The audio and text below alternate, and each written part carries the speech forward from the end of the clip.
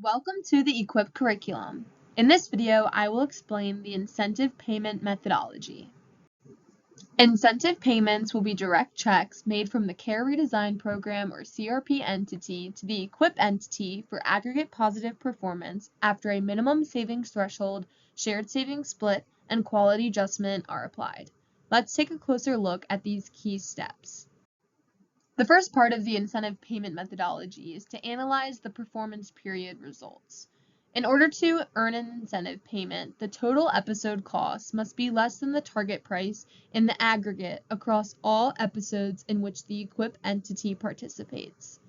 In addition, the minimum savings threshold must be met.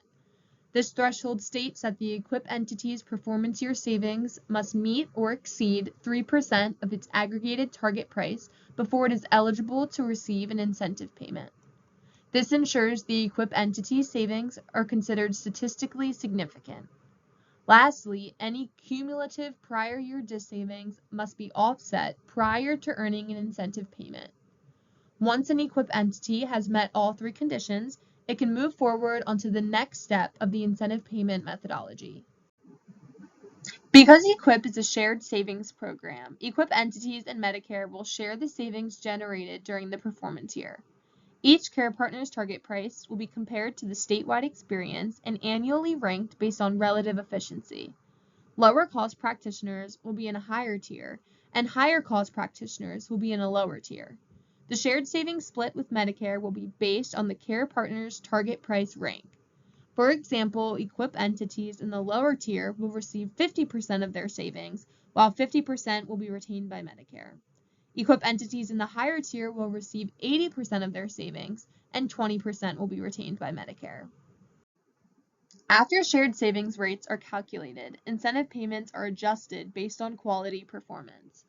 This is required for EQIP's advanced APM status and aligns payment with quality care.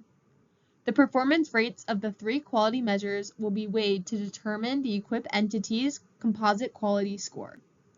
At this time, EQIP will apply a 5% earned back adjustment for entities, reducing their shared savings amount by 5%.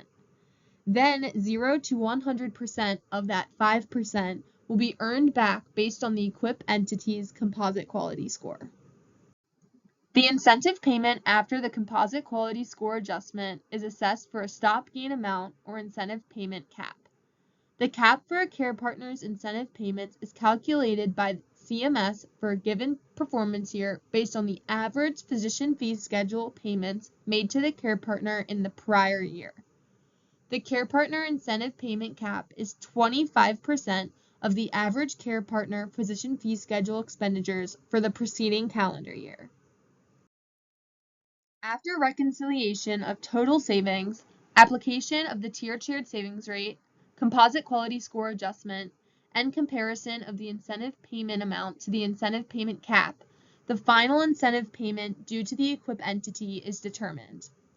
It is important to note that the incentive payment will be paid in total to the EQIP entity approximately 9 to 12 months after the end of the performance year.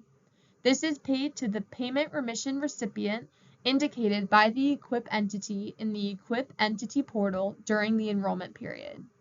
The EQIP entity can then direct the payment remission source to distribute payments to individual care partners however it desires. Do you want to learn more about EQIP? Visit the full EQIP curriculum to explore comprehensive learning modules and deepen your understanding of Maryland's Episode Quality Improvement Program.